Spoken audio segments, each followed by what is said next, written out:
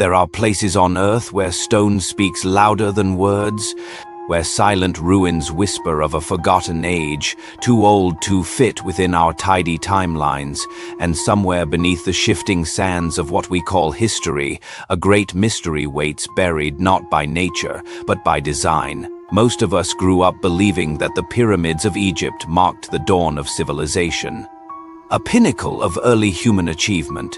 But what if I told you they might actually be the afterglow of something far older?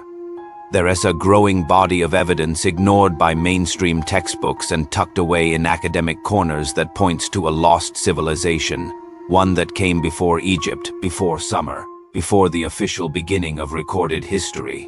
And yet, most people have never heard its name. Not because it left no trace, but because the traces it left were too inconvenient. Let's begin not in Egypt, but in Turkey, at a hill called Göbekli Tepe. Discovered in the 1990s, this sprawling complex of massive stone pillars is unlike anything else from its time, carved with intricate animal symbols and arranged in celestial patterns. The site dates back to 11,600 years ago. That's 7,000 years before the pyramids, and the kicker? The site was intentionally buried, almost as if someone wanted to preserve it, or hide it. Mainstream archaeologists admit it shouldn't exist. Stone temples that predate agriculture. Pillars weighing tons carved before the invention of the wheel. By hunter-gatherers with no cities, no tools of construction. And somehow a knowledge of astronomy and geometry. It's like finding a fully wired space station in the ruins of a Stone Age cave. So how do we explain this? Some suggest a forgotten race, survivors of a cataclysm, passed their knowledge down. Others believe it was an echo of Atlantis, Mu, or some pre-Ice Age civilization lost in the rising seas. And while Göbekli Tepe has now entered the public conversation, there are sites even more shrouded in silence, places that don't fit the official narrative and are therefore rarely spoken of. Take, for instance, the Osirion in Abydos, Egypt. While the nearby temple of Seti I is clearly a product of dynastic Egypt, the Osirion looks ancient, really ancient. Massive granite blocks, some weighing over 100 tons, were cut, moved, and placed with a precision that rivals modern machining.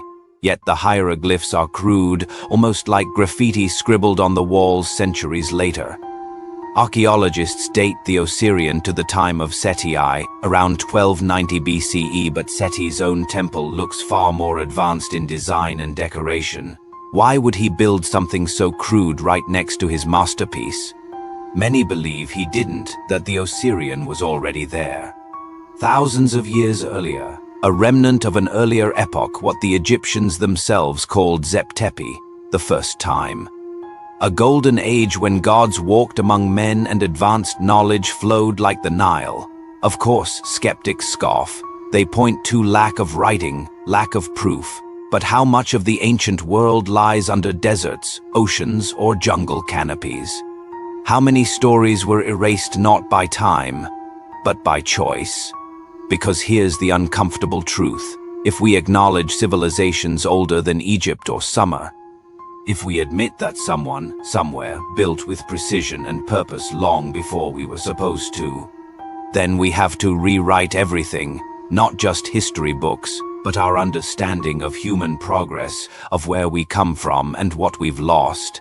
And maybe that's why this ancient world remains hidden in plain sight, not because it can't be found, but because we've stopped looking. There's a strange comfort in thinking history is linear, that we climbed slowly from caves to space. But what if it's cyclical? What if civilizations rise and fall and rise again each time, leaving behind just enough to spark wonder, but not enough to preserve truth? And that brings us to another location, a place even older, even more mysterious than Göbekli Tepe. It lies beneath layers of ash and time, where legends of giants and fallen stars linger in the soil, a sight you've probably never heard of, but one that might just hold the key to everything we've forgotten. Let's go there next. To uncover what came before recorded history, we must dig not just through stone, but through silence, because some ruins aren't buried in soil, they're buried in neglect. One such place lies in the heart of Africa. Nabta Playa, near the Egyptian-Sudanese border, is now little more than a desolate basin in the desert. But thousands of years ago, it was a lush savanna teeming with life. And there, long before the construction of the pyramids, ancient hands arranged massive stones in a circular formation, a kind of prehistoric observatory. At first glance, it seems unremarkable, but then you realize this stone circle aligns almost perfectly with the summer solstice, marking both solar and stellar positions with astonishing precision. How could people over 7,000 years ago, before writing, before the wheel, understand the mechanics of the cosmos so well?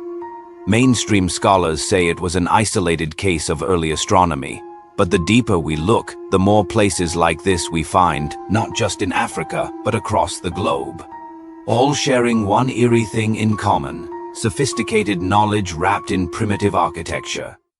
From the Andes to the Himalayas, from the remote Pacific islands to the caves of India, we find megalithic structures, often impossible to date, impossible to replicate, and yet dismissed as the work of early cultures experimenting with stone.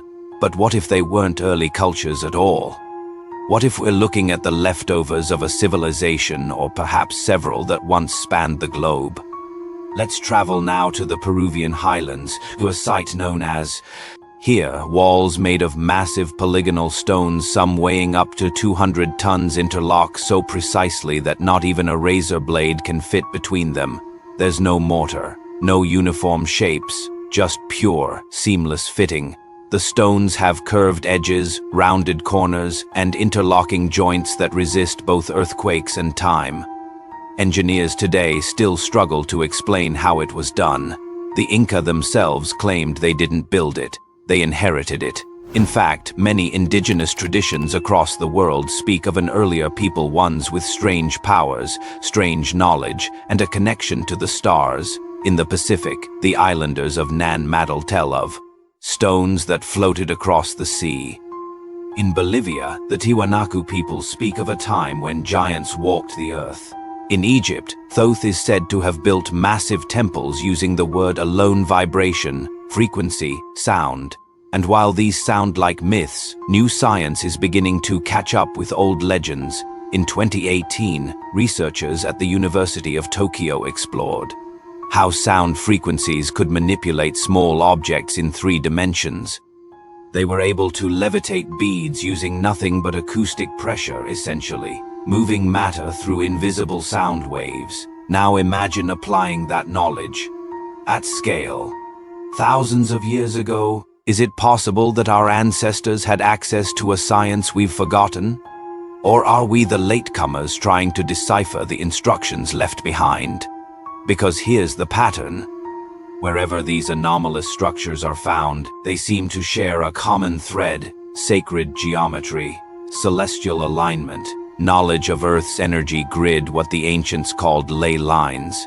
And yet they are rarely connected in the academic narrative, each site treated as an isolated marvel, a fluke, a lucky accident by ancient builders who somehow kept repeating the same coincidence all around the globe. But deep down, we know better. You can feel it when you stand beneath the shadow of those stones. When you run your hands along walls that ripple like melted wax. When you stare at skies that once guided a people we've forgotten how to name. This wasn't chance, it was legacy. A buried inheritance from a world we've refused to remember. But why? Why erase it? Some say it was nature, tsunamis, comets, solar flares that wiped them out. Others suggest it was war, a cosmic fall, a great forgetting. But there's another possibility. One that doesn't come from folklore or myth, but from the mouths of those who ruled the ancient world themselves.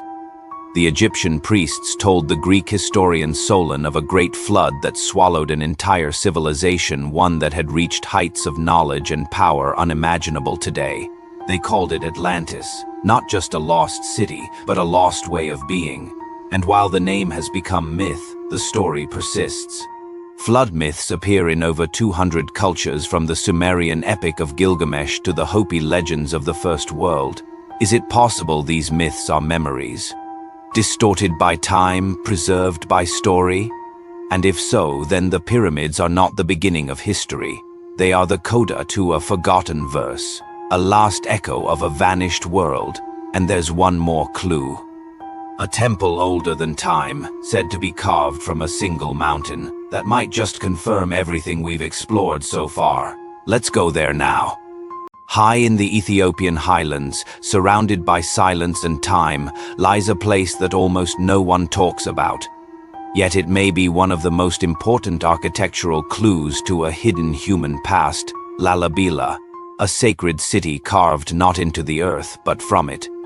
11 monolithic churches, each hewn directly from solid volcanic rock, not built stone by stone but cut downward from a single block of mountain.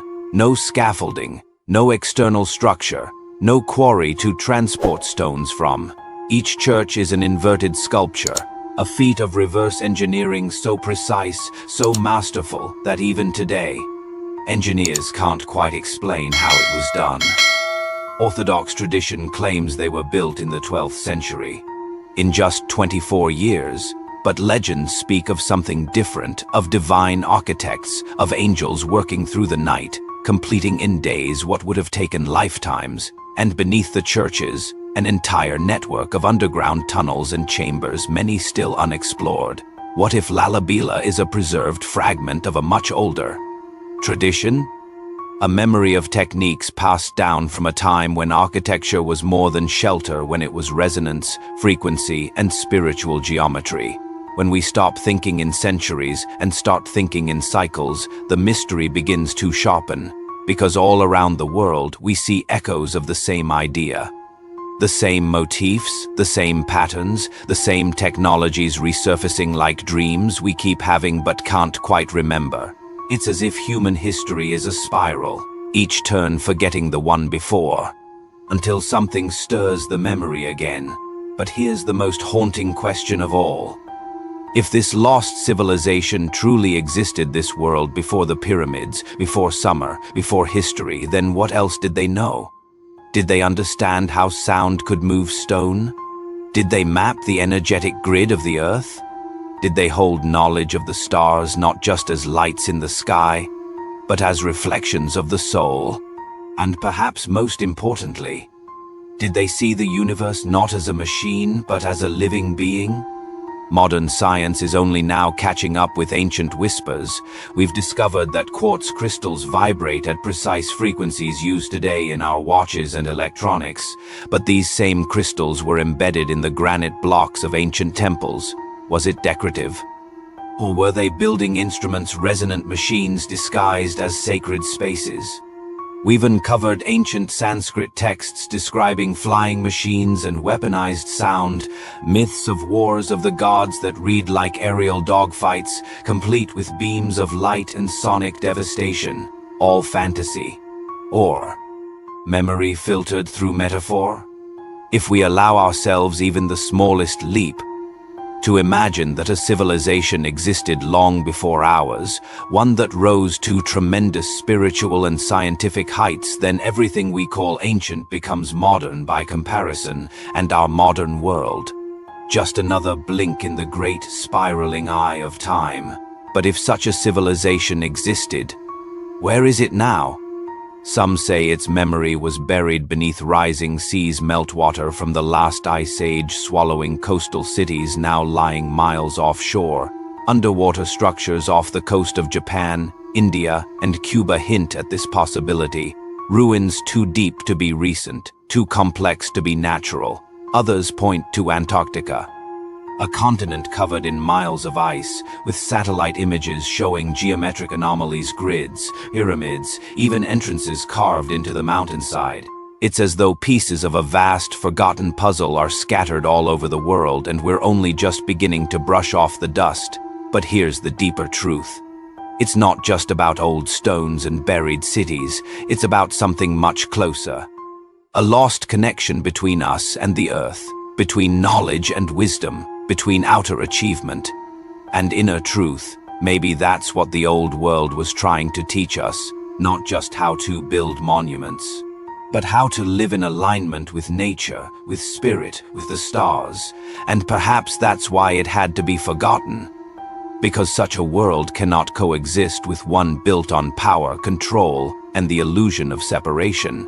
But the memory is returning. You can feel it in the questions people are starting to ask, in the temples that call to us from beneath the soil, in the dreams we can't explain, and the stories that, despite all efforts, refuse to disappear.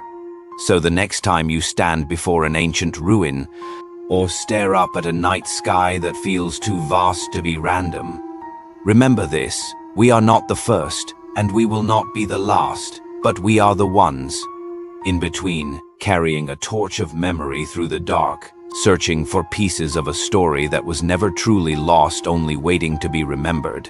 If this resonated with you, share your thoughts below. What do you believe about the world before the pyramids? And what hidden truths might still lie beneath our feet?